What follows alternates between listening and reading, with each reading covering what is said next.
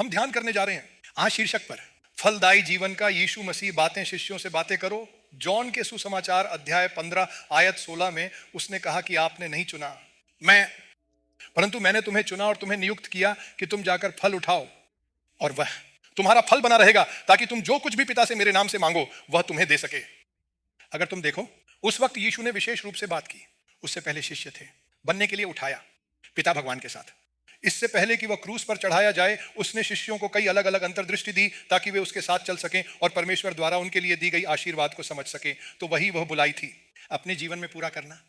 यह विशेष आयत यीशु एक फलदायी पंक्ति के बारे में बात कर रहा है और उसने कहा कि तुम मुझे नहीं चुना। यीशु इस बारे में बात कर रहा है कि उसने प्रभु द्वारा चुने गए प्रत्येक शिष्यों को कैसे चुना। साइमन पीटर, क्योंकि वह एक मछुआरा था, उन्होंने कर कलेक्टरों को चुना।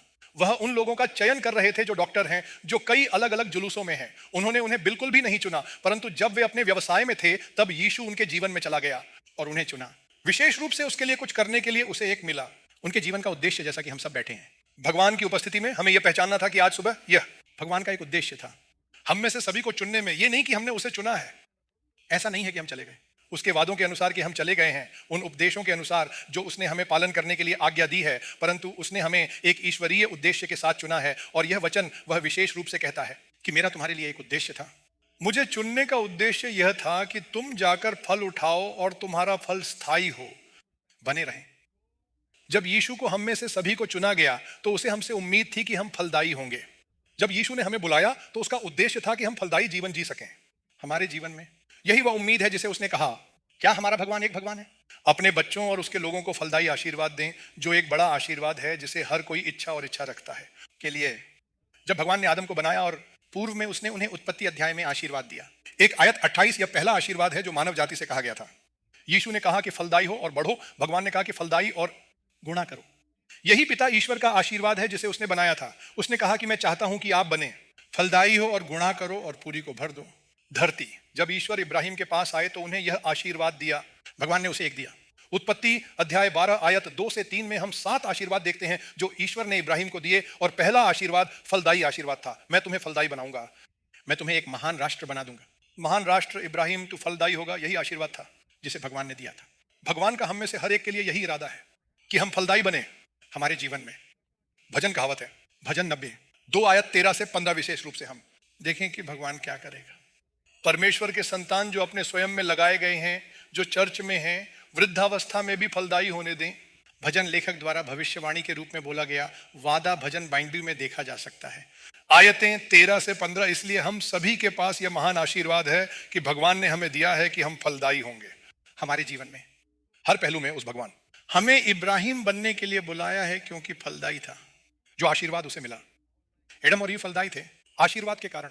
उस भगवान को अब कब मिला? यीशु इस दुनिया में आया, उसने विशिष्ट लोगों को चुना कि वे फलदायक हो सकते हैं। भगवान का राज्य कब प्रकट होगा? यीशु ने कहा परमेश्वर का राज्य तुम्हारे ऊपर आ गया है, क्योंकि मैं उंगली से बहुत सारे चमत्कार करता हूं भगवान राज्य के लिए। भगवान के बीच में है तुम, यीशु ने कहा, उस राज्य में अगर आप उस पर नजर डालें। यह राज्य उस भौतिक क्षेत्र में सह अस्तित्व में रहने वाला है जिसे हम सभी अनुभव करते हैं और हमेशा चलते रहते हैं। उस राज्य के अलग अलग नियम हैं। यह एक आध्यात्मिक राज्य है जिसमें यीशु अपने बच्चों से फल देने की उम्मीद करता है। यही सत्य है। उसने चेलों को चुना यूहन्ना 15 में। उसने ऐसा क्यों कहा?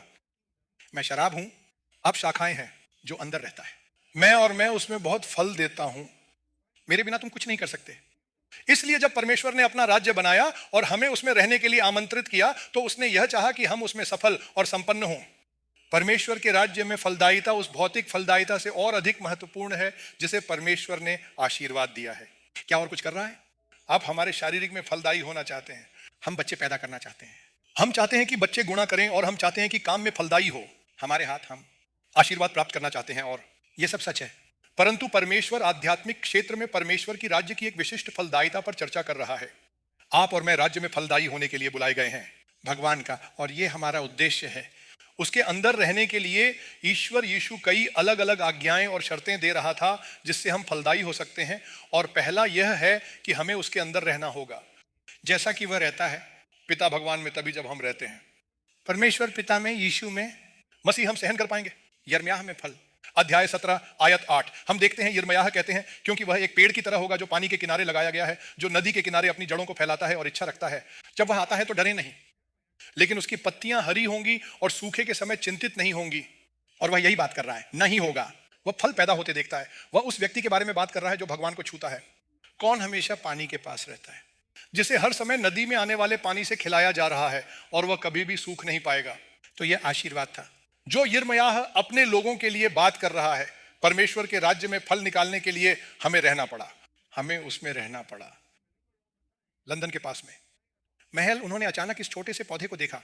वह कौन सा बढ़ रहा था और बाकी सब बात।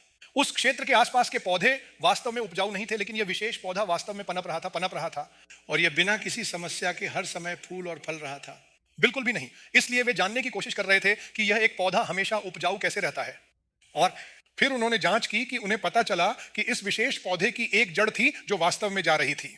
वह लंबी यात्रा कर रहा था, आगे आगे आगे, और यह चल रहा था पूरी नदी तक, थेम्स, और वहां से वो वास्तव में पानी खींच रहा था।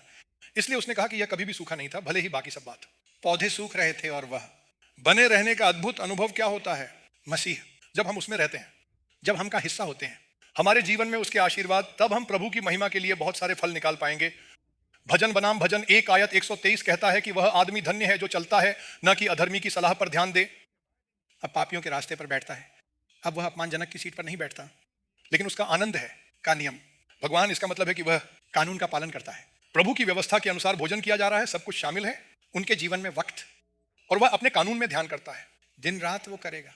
पानी की नदियों के किनारे लगाए गए वृक्ष की तरह हो, जो उसके मौसम में उसका फल पैदा करता है। किसकी पत्ती मुरझाया भी नहीं, और जो कुछ भी करता है वह सफल होता है। अतः यदि आप इसे देखते हैं तो यही वह आशीर्वाद है जो परमेश्वर ने हमें दिया है जब हम उसमें रहते हैं, जब हम का हिस्सा होते हैं। पौधा यीशु कौन है? मसीह। जब हम शाखाएं हैं जो हैं, तब उसके अंदर ही रह गए थे। हम फलदायी होंगे। और जैसे यीशु इस फलदायिता के बारे में बात कर रहा था, वह कह रहा था कि मेरे पिता बेल के ड्रेसर हैं और वह उन सभी शाखाओं को काटता है जो मेरे अंदर हैं, जो फल नहीं निकालती, लेकिन फल निकालने वाली शाखा है वह इसे काटता है ताकि बहुत सारे फल निकल सकें। भगवान ऐसा ही करता है। जब हम फलदायी होते हैं, परमेश्वर अपना आशीर्वाद भेजता है हमारे ऊपर। जब हम बड़े होते थे, मैं पौधों की देखभाल करना चाहता था और भारत में उन सभी की देखभाल करना चाहता था। हमारे पास ये थोड़ा है, पौधे जो बहुत तेजी से बढ़ते हैं। ये बहुत तेजी से बढ़ता है, मुझे उसका नाम पता है, सिर्फ तमिल में मैं नहीं कर सकता, मुझे नहीं पता कि क्या है। इसे अंग्रेजी प्रमाणित पासलाकी में कहा जाता है। इसमें लाल तने और हरी पत्तियां होती हैं। यह वास्तव में तेजी से बढ़ता है। आपको बस एक छोटी शाखा काटकर पौधे लगाने की जरूरत होती है। वह अंदर जमीन पर 3 दिनों में इसे कोई अन्य देखभाल की आवश्यकता नहीं होती है, यह बस बढ़ना शुरू कर देता है। और मैं जब मैं बड़ा हो रहा था, मैं हमेशा देखता था कि यह क्या है। एक द्वारा विकसित किया गया, फुट या 2 फुट या इतना ऊंचा। मैं ट्रिम करता हूं उसकी टिप और अगला। सुबह मैं देखता हूं कि क्या हुआ, और तुरंत भी मैंने टिप को ट्रिम करने के बाद यह वास्तव में 3 अतिरिक्त के लिए शाखा करता है। शाखाएं जब यह बढ़ता है, तब मैं 2 फीट तक पहुंचने का इंतजार करता हूं और मैं उन सभी किनारों को देखता हूं जिन्हें वे रखते हैं। शाखाओं पर वे हैं। वास्तव में उपजाऊ बहुत आसानी से उगाया जाता है। और क्या है? ठीक वही है जो शराब रजाका करता है। वह फल की ओर देखता है। एक शाखा जो बहुत फल देती है, वह उसे छीन लेता है, वह इस तरह से छीन लेता है। यह बहुत सारे फल पैदा कर सकता है। प्रभु की जय हो। भगवान हमारे जीवन में कहते हैं, वह कटाई कर रहा है और अनुशासन कर रहा है। हम हमारे साथ चलता है, वह हमारे साथ चलता है ताकि हम कांटे और उसके रास्ते पर रखे जा सकें। यह सब हो रहा है तभी जब हम हो, जब आप इसे देखते हैं तो फलदायक होता है। एक विशेष आयत जिसके बारे में यीशु बात कर रहा था, वो कहता है कि मैंने तुम्हें चुना ताकि तुम बहुत भोजन सहन कर सको। लेकिन अगर आप वापस जाकर पूरी आयत गहराई से पढ़ें, वहां जो तुम मेरे नाम पर पिता से मांगते हो वह आपको दे सकता है। हम अक्सर सोचते हैं कि हम प्रार्थना करते हैं और हमें लगता है कि जवाब पाना हमारा जन्मसिद्ध अधिकार है हमारी प्रार्थना के लिए। हम यही सोचते हैं, यही हम हर जगह पढ़ते हैं। वह एक प्रार्थना है, भगवान का जवाब देता है। हम हमेशा इस बारे में सोचते हैं, लेकिन नहीं। हमेशा में एक ऐसी शर्त है जो जवाब प्राप्त करने से रोक रही है हमारी प्रार्थनाओं के लिए, और यही फलदायक है। जब तक हम ना हो, फलदायी बाइबल हमारी प्रार्थनाओं की गारंटी नहीं देती है जवाब दिया जाएगा। परंतु यीशु ने कहा कि मैंने तुम्हें चुना ताकि वह बहुत फल निकाल सके, ताकि आपकी प्रार्थना का जवाब दिया जा सके। तभी जब आप अपनी प्रार्थना का फल निकालें, जवाब दिया जा सकता है। जब हम प्रभु की उपस्थिति में आते हैं तो हमें यह समझना होगा कि भगवान ने हमें चुना और उसने हमें बुलाया, और उसके पास एक है हमारे लिए उद्देश्य, यही फल निकालना है। हम फल उठाएंगे जब हम वहां रहेंगे, और जब हम फल उठाएंगे, क्या हमें आज सुबह हमारी प्रार्थना का जवाब मिलेगा? प्रभु हमें फल देने का अनुग्रह दे ताकि हम उसके साथ चल सकें और सुन सकें। एक जवाब हमारी सभी प्रार्थनाओं के लिए जो हम ईश्वर की उपस्थिति में करते हैं, लेकिन किस तरह का फल क्या हम सहन करेंगे? बाइबल कहती है कि वह लूका अध्याय 6 आयत 43 से 45 के लिए, क्योंकि एक अच्छा पेड़ बुरा फल नहीं देता। आजकल एक भालू एक बुरा पेड़ अच्छे फल देता है। भगवान के पास एक है, विशेष प्रकार का फल जिसे वह उम्मीद कर रहा है हमारी ओर से। किसी तरह का फल नहीं, वह ऐसे किसी भी फल की उम्मीद नहीं कर रहा है जो हम उत्पन्न करना चाहते हैं, बल्कि वह अच्छे फलों की उम्मीद कर रहा है। इसी वजह से उसने लगाया हमें। वह चाहता है कि हम अधिक फल दें जो उसके बुलावे के योग्य हो। यही वह है जो उसे चाहिए हमारी ओर से। यशायाह अध्याय 5 आयत 1 से 7 में भविष्यवक्ता ने एक दाख की बारी पर गीत लिखा है। उसने कहा, एक बहुत ही उपजाऊ पहाड़ी पर एक बड़ी दाख की बारी थी और उसने जमीन भर दी और उसने जमीन तैयार की। उन्होंने उसमें दाल लगाया और उसने उसमें एक मिल और बीच में एक कारखाना बनाया। वह फलों का इंतजार कर रहा था, लेकिन फिर उसने ऐसा कहा, जब उसने फल दिए तो वह कड़वा फल था। यह वह फल नहीं था जो भगवान थे प्रतीक्षा कर रहे थे। हमें समझने की जरूरत है कि हमें अधिक फलदायी होना चाहिए। जवाब तभी मिल सकता है, भगवान एक विशिष्ट प्रकार के फल की उम्मीद कर रहा है हमारे जीवन में। हम भगवान के 4 प्रकार के फलों के बारे में जल्दी से ध्यान करने जा रहे हैं। हमारे जीवन में उम्मीद के साथ भगवान की प्रार्थना करेंगे। हमें उन 4 तरीकों से फल निकालने दें जिनसे भगवान हमारे फल निकालने की उम्मीद करता है। बाइबल पश्चाताप के फल की बात करती है। मैथ्यू अध्याय 3 आयत। अतः वह कहता है कि पश्चाताप के योग्य फल निकालें। यही बुलावा था जो जॉन बपतिस्माता था। जब वह आया तो उपदेश देता था। यीशु मसीह के इस दुनिया में आने के पहले बाइबल जॉन बपतिस्मा के बारे में बात करता है, जो उस व्यक्ति की आवाज है जो रोता है, रास्ता तैयार करने के लिए जंगल। प्रभु ने कहा कि रेगिस्तान में परमेश्वर के लिए सीधे राजमार्ग बनाएं, घाटी ऊंची होगी। हर पहाड़ और पहाड़ी को नीचे लाया जाएगा, कुचल जगह को सीधा और समतल बनाया जाएगा। चिकनी और वह था सबके बारे में बात करना। वह उस समय उन सबका प्रचार कर रहा था।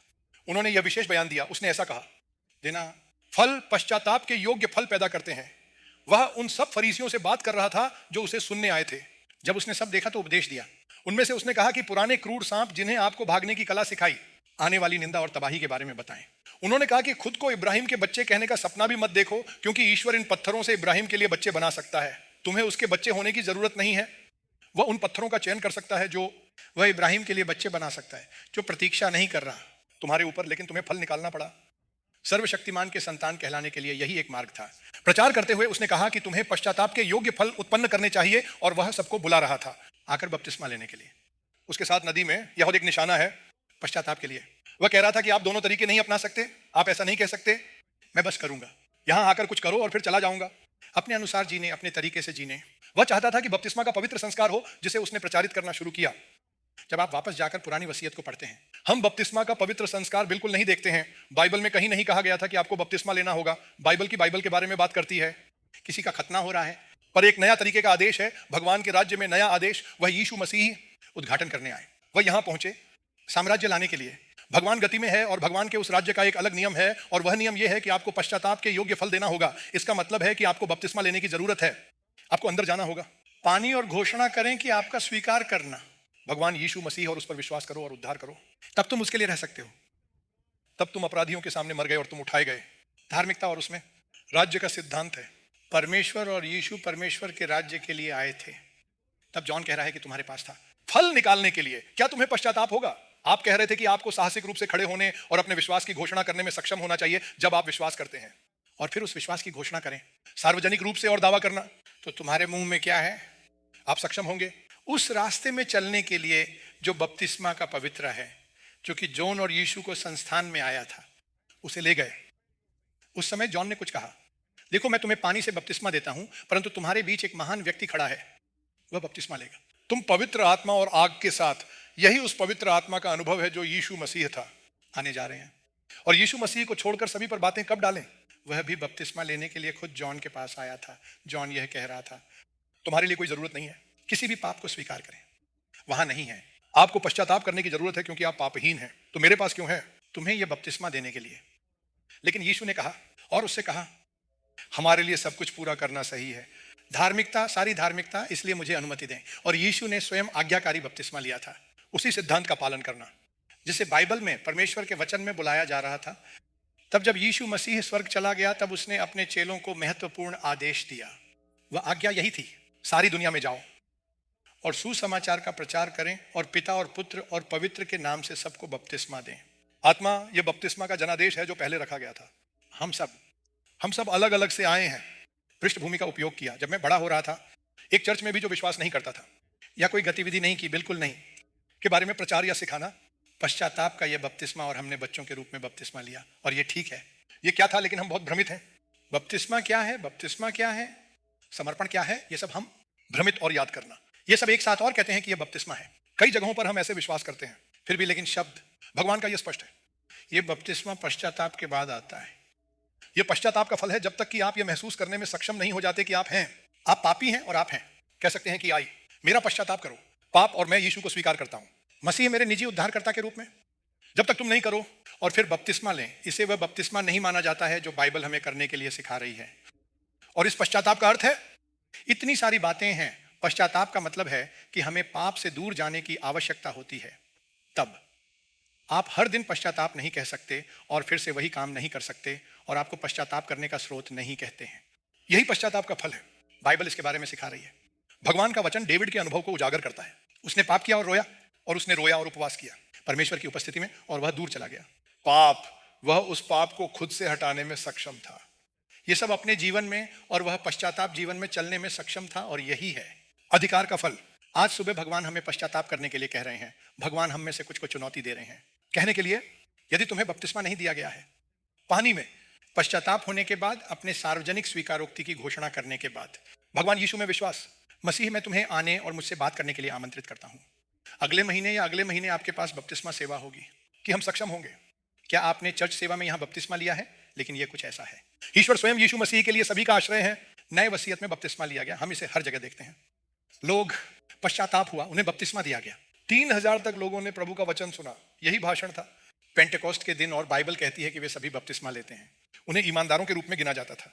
बपतिस्मा लेने के बाद ही उनमें से 3000 ने बपतिस्मा लिया था। उनमें से कोई भी बच्चा नहीं था, वे नहीं थे। हम कहीं बपतिस्मा लेने की बात नहीं कर रहे हैं, कॉल का अंतिम, ये एक बपतिस्मा की तरह है। प्रत्येक में से पश्चाताप किया और वे परमेश्वर की उपस्थिति में आए और बपतिस्मा लिया गया। एथियोपियन हजार, जब उसने मसीह को स्वीकार किया तो उसे बपतिस्मा दिया गया तुरंत, क्योंकि यही सुसमाचार है। आज सुबह भगवान कहते हैं, सभी को आने और कहने के लिए उत्साहित करते हैं कि भगवान पहुंचे। मैं बपतिस्मा आह्वान का पालन करूंगा और बपतिस्मा प्राप्त करूंगा, ताकि मैं सार्वजनिक स्वीकृति के साथ नए जीवन में चल सकूं और प्रभु हो सके। हमें आगे बढ़ने का आशीर्वाद दीजिए और उस पवित्र संस्कार का पालन करें जो परमेश्वर ने हम पर रखा है। दूसरा फल की बाइबल बात कर रही है, आत्मा का फल है। यह बाइबल का कोई फल नहीं है। गैलेटियों के अध्याय 5 में कहता है, आयत 22 से 23, लेकिन फल आत्मा का प्रेम, आनंद, शांति और दीर्घकालिक है, दयालुता, अच्छाई, विश्वास, कोमलता, आत्मा। ऐसे के खिलाफ नियंत्रण यदि आप देखते हैं तो कोई कानून नहीं है कि यह पवित्र आत्मा का फल है। यह वही फल है जो पवित्र आत्मा के द्वारा उत्पन्न होता है हमारे जीवन में। यह एक ऐसा फल है कि तुम और मैं संवार सकते हैं और बढ़ा सकते हैं। उपहार और फल में अंतर है। किसी को उपहार दिया जाता है, किसके पास कोई प्राकृतिक नहीं है, लेकिन फिर भी फल है। कोई जो होता है कब, तुम इसे संवारो। अगर आपके पास फल नहीं है, आप पानी में रह सकते हैं, आप कर सकते हैं, निषेचन करें, आप खुद कर सकते हैं। दयालुता के प्रयास, फल अथवा उस फल को लाने में समय लगता है, लेकिन प्रयास करें तो मूल रूप से कोई व्यक्ति जिसके पास कोई फल बिल्कुल नहीं है, वे उस फल को विकसित करना शुरू करते हैं। यदि आप उस आदमी को देखते हैं, यार मूसा से, परमेश्वर का वचन कहता है कि मूसा सभी लोगों में से सबसे नम्र और कमजोर था। वह बहुत ही विनम्र था। बाइबल बताती है कि वह ऐसा नहीं था, वह बिल्कुल ऐसी नहीं थी। वह गुस्से का आदमी था। वह एक आदमी था, जब उसने देखा तो क्रोधित हुआ कि अन्याय दिया गया था। वह तो ऐसा ही था। उसने बहुत हिम्मत की, उस आदमी को मार डाला जो कर रहा था अपराध, क्योंकि उसने सोचा था कि वह डिलीवरी कर सकता है, वह न्यायाधीश हो सकता है जो वह इतना था। क्रोध का, उन पर धर्मी क्रोध कि वह इस पर विचार नहीं किया जा सका बिल्कुल भी नम्र होने के लिए। लेकिन जब वह छू गया था भगवान की शक्ति, जब कोई प्रभु के पास आता है तो वह पवित्र आत्मा के फल को विकसित करना शुरू कर देता है। अपने जीवन में वह नम्र हो गई। हे प्रिय, आज सुबह यह आत्मा का फल है। ईश्वर पूछ रहा है, जब वह आता है और हमारे जीवन को देखता है तो हम सहन करने की उम्मीद कर सकते हैं। क्या वह प्यार देखेगा? क्या वह देखेगा आनंद? क्या उसे शांति दिखाई देगी? क्या वह दीर्घकालिक दिखाई देगा? जब भी आप वापस आते हैं तो क्या वह दयालुता, अच्छाई, कोमलता, विश्वास और आत्मनियंत्रण देखेगा? और उसे देखें और कोशिश करें। बस इन सभी फलों को गेस्ट एप्स के साथ पोस्ट कर दें। मांस का काम, हम इसे कई बार देखते हैं। हम अभी भी हैं, हमारे जीवन में मांस का काम होने के कारण हम आगे बढ़ रहे हैं। मांस में पुनः गिरना और हमेशा फल न देना। लेकिन आज सुबह भगवान हमें सहन करने के लिए चुनौती दे रहे हैं। आत्मा का फल हमारे जीवन में, जब यीशु मसीह आता है और हमारे जीवन को देखता है कि हमें आत्मा का फल मिल रहा है, हमारे जीवन में हम जोसेफ बाइबल नाम के आदमी को देखते हैं। बहुत स्पष्ट रूप से कहता है कि जोसेफ एक फलदायक धनुष था। वह एक शाखा थी, फलदायक थी। यही आशीर्वाद था, वह था वही अवलोकन और उसकी ओर से दी गई। अपने पिता इजराइल, जब उन्होंने सभी 12 बार आशीर्वाद दिया कि जोसेफ है फलदायक है। वह फलदायक क्यों था? बाइबल यह समझाती है कि कैसे उसके जीवन ने उस आत्मा के फल को प्रदर्शित किया जिसे परमेश्वर ने हर किसी के जीवन में उम्मीद की थी। उस समय कोई पवित्र आत्मा प्रकट नहीं हुई थी, परंतु यही स्वभाव था जिसे परमेश्वर देख रहे थे के लिए। वह जोसेफ की तलाश कर रहा था यह जांचने के लिए कि क्या उसके पास आत्मनियंत्रण होगा। हाँ, उसने आत्मनियंत्रण प्रदर्शित किया जब वह पाप और युवावस्था के पाप से भागने में सक्षम हुआ। उसके रास्ते में बाधा आ रही थी। क्या वह प्यार करेगा? वह सफल रहा। जब उसने अपना प्यार देखा तो उसका प्रदर्शन करें। भाई को गले लगाने के लिए अपने चेहरे पर आंसू और अपने पिता को गले लगाकर संभालें, उनमें से और उन्हें वहां वापस लाएं। वह प्रेम का अवतार था, वह क्षमा का अवतार था और दयालुता। और उसने अपने सभी भाइयों को देखा, उसे खुद ही देखा। वह आने में सक्षम हुए वापस और उनके प्रति दयालुता दिखाएं। और उसने उन दो लोगों को देखा जो सपने देख रहे थे।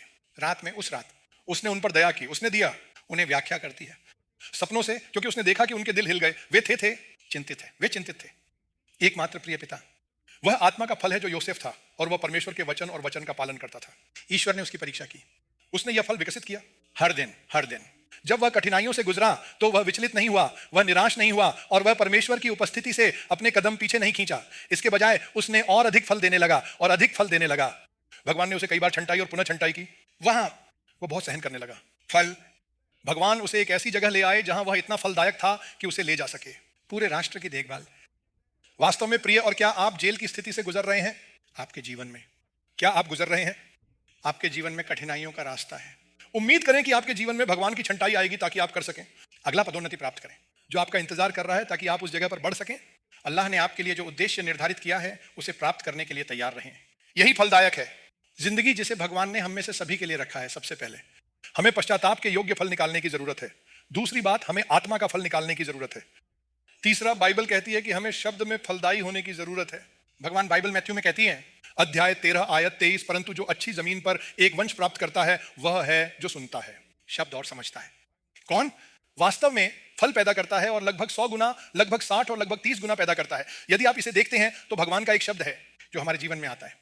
हम भगवान के वचन से फलदायी होने की उम्मीद कर रहे हैं। क्या है? क्या इसका मतलब है? इस शब्द से फल उठाएं। हम कह सकते हैं कि यह शब्द जो हमारे में रखा गया है हमारे जीवन में, जब हम उसकी ओर चलते हैं तो हम हमेशा ईश्वर की महिमा कर सकते हैं। और हम कर सकते हैं। भगवान का यह वचन दिखाओ हमारे जीवन में कार्रवाई में। शायद यही भगवान के शब्द के साथ फलदायी होने का सही अर्थ है। लेकिन क्या सही है? शब्द के फलदायी होने का अर्थ यह है कि जो शब्द तुम्हारे ऊपर रखा गया है, क्या तुम तक पहुंच सकते हो? कोई और? कि वे अपने आप में फल को प्रतिबिंबित करने में सक्षम है। जीवन बिल्कुल यही है। भगवान क्या है? हमारे जीवन में अपेक्षा। बाइबल कहती है कि जब हम रहते हैं परमेश्वर में, जब हम यीशु मसीह में रहते हैं, तब हम फलदायी हो सकते हैं। और जब हम वचन में रहते हैं तब भगवान हमें फलदायी होने देता है। जब यह फल जो अमेरिका में है और यह हमारे आसपास के अन्य लोगों को छूता है तो हमें फलदायी कहा जाएगा? भगवान की उपस्थिति में शराब। कितने लोगों, क्या हमने इस सुसमाचार को साझा किया है? हमने उनसे परमेश्वर के वचन के बारे में कितने लोगों से बात की है? हमने कितने लोगों को भगवान के प्रेम के बारे में बात की है ताकि उन्हें फसल में लाया जा सके? बाइबल फसल के अनुभव के बारे में बात करती है। यीशु बोल रहा था सिर्फ बीज के बारे में नहीं। वो बीज टाइम के बारे में बात कर रहे थे। फसल कभी नहीं हो सकती।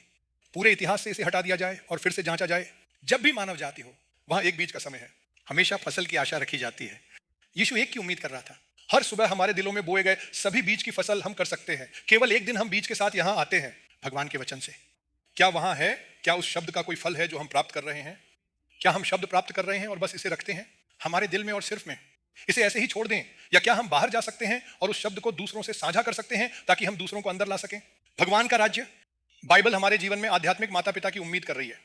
जब आप ऐसा नहीं करते हैं, जब आप करते हैं, जब कोई माता पिता नहीं है, तो हम कहते हैं कि वह एक बेफल व्यक्ति है, उसके पास कोई फल नहीं है, उनके शरीर और गर्भ का फल उनके जीवन से विलुप्त है, हम वही हैं।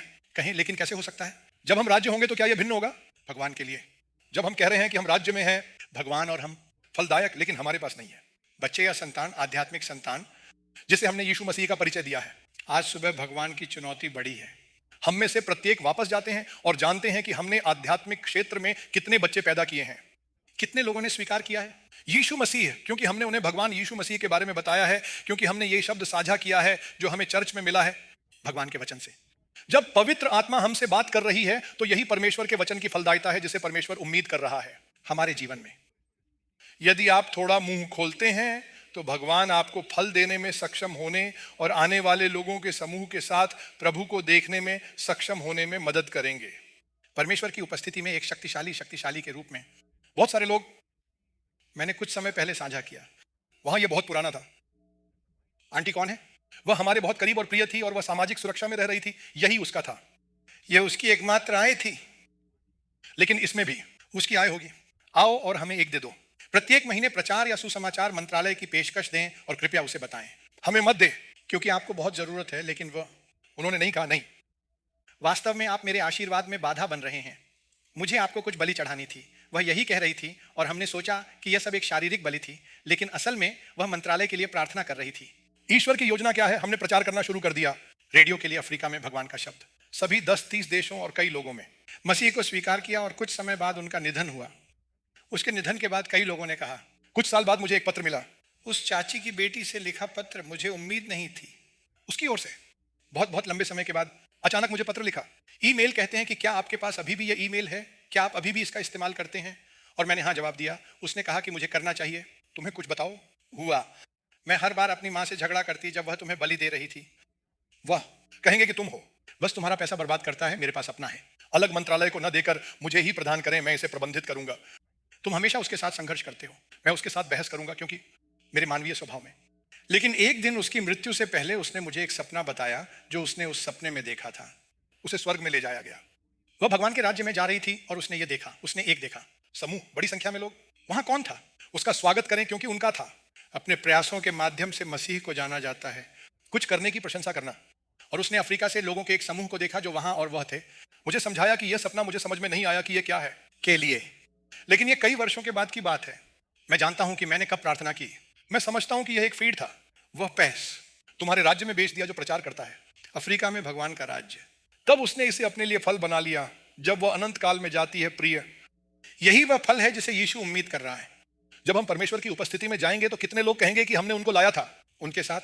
हम कितने लोगों को चर्च में लाए हैं और उन्हें यीशु मसीह का परिचय दिया है? कितने लोग कहेंगे कि मैंने इस शब्द की वजह से मसीह को स्वीकार किया है, कि मैंने इतना और इतना से सुना है? क्या वे आपका नाम कहेंगे? आज सुबह वह फलदायिता है, वो भगवान हमसे उम्मीद करता है। क्योंकि जब हम फलदायी होते हैं, क्या भगवान हमारी प्रार्थनाओं को सुनते हैं? क्या भगवान हमारी प्रार्थनाओं का जवाब देते हैं? हमें होना होगा, हमें पश्चाताप के योग्य फल निकालना होगा, हमें आत्मा का फल देना होगा, हमें सहन करना होगा, परमेश्वर के वचन का फल। और फिर हमें ऐसा करना पड़ा। भलाई का फल भी देता है, सभी लाइनों में काम करता है। कोलोसियन अध्याय 1 आयत 9 से 11 कहते हैं, इस वजह से पॉल बहुत सारी चीजें लिख रहा है जिसके लिए वह प्रार्थना कर रहा है। वह अपनी गौरवशाली शक्ति के अनुसार कहता है, मैं प्रार्थना करता हूं कि आप अच्छे कार्यों का फल निकालें। आपके जीवन में यह सब कह रहा था। वह कहता है कि मैं हमेशा हूं, प्रार्थना करें कि तुम फलदायी ना हो हर अच्छे कार्य में और ईश्वर के ज्ञान में। वृद्धि का मतलब है कि जीवन भर ईश्वर के साथ रहना। हम उम्मीद करते हैं कि हम अच्छे काम करेंगे और किसी ऐसे व्यक्ति की मदद करेंगे जिसे आवश्यकता है। जब हमारे पास है, मेरा मतलब है भगवान ने हमें इतने आशीर्वाद दिए हैं कि हमें सच्चे प्रबंधक बनने की जरूरत है क्या? जो आशीर्वाद ईश्वर ने हमें दिया है, और किसी से संपर्क करने में सक्षम हो और इनमें मदद करें। जो भी तरह से हम एक ऐसे व्यक्ति चाहते हैं जो अच्छे कार्यों में समृद्ध था, कॉर्नेलियस उससे मिला गया। भगवान की उपस्थिति से हम जानते हैं वह विधवा जिन्हें पुनः जीवन मिला था, तबीता किसने था? उसने इतने अच्छे काम किए हैं, इसलिए हमें करना पड़ा। कम से कम कुछ हाथ फैलाएं और कुछ करें। जरूरतमंद लोगों की मदद करने के लिए यह सिर्फ उन गतिविधियों में शामिल हो सकता है जो हम के लिए करते हैं। बेघर या जरूरतमंद लोगों को छूने के लिए कुछ करें, या शायद बस एक ड्राइव के माध्यम से जाओ और काउंटर को बताएं कि आप कार के लिए भुगतान करेंगे, अर्थात यह आपके पीछे है और उनके लिए पहले से भुगतान करें। समय ऐसी चीजें करें जो प्रभु की राजा की दयालुता को दर्शाती है। बाइबल मत्ती अध्याय 5 आयत 16 में कहती है, भगवान कहते हैं, जो तुम्हारी प्रकाश को छोड़ता है मनुष्य के सामने चमक जाए ताकि वे देख सकें तुम्हारे अच्छे काम और अपने पिता की महिमा करो। स्वर्ग में तुम एक शब्द बोलने से पहले लोग तुम्हारे काम को देखते हैं। इससे पहले कि तुम उनसे कुछ कहो, उन्हें पता चलता है क्या तुम दयालु हो, क्या आप मदद कर रहे हैं। कब उन्हें कोई दिक्कत है, क्या वे कर पाएंगे? क्या मदद करेंगे या कहेंगे मुझे नहीं आना चाहिए, मुझे सिर्फ 8 मील दौड़ने दो तुमसे दूर। ये फल है, अच्छे कामों का फल है, वह देवता है। हमें दूसरा होने की उम्मीद है। क्यूरिटी अध्याय 9 आयत 9 बाइबल कहती है, जैसा कि लिखा गया है, उसने विदेश में निपटान किया है, उसने गरीबों को दिया है, उसकी धार्मिकता हमेशा के लिए बनी रहती है। आज सुबह हमेशा के लिए रहता है। प्रभु हमें अनुग्रह प्रदान करे कि सब में फलदायी हो। हमारे जीवन के 4 सम्मान